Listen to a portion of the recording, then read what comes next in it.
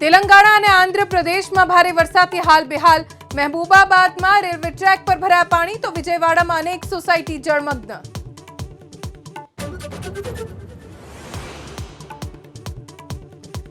પશ્ચિમ બંગાળમાં મહિલા સુરક્ષા પર ઉઠ્યા સવાલ। 24 કલાકમાં બળાત્કારની 4 ઘટના। મુખ્યમંત્રી મમતા બેનર્જીના રાજીનામાની ભાજપની માંગ।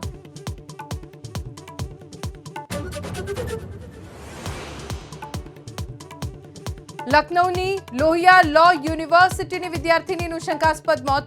પોલીસ અને તપાસ ટીમ સ્થળ પર। મૃતક એનઆઈએ અધિકારીની દીકરી હોવાનો ખુલાસો।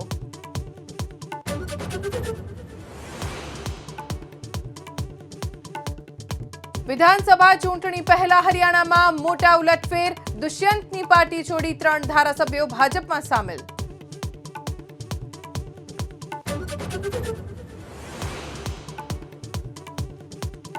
બિહારમાં 65% અનામત પર રાજનીતિ તેજ। 9મી યાદીમાં સામેલ કરવાની માંગ સાથે આરજેડીનો વિરોધ। તેજસ્વી યાદવ પણ વિરોધમાં થયા સામેલ।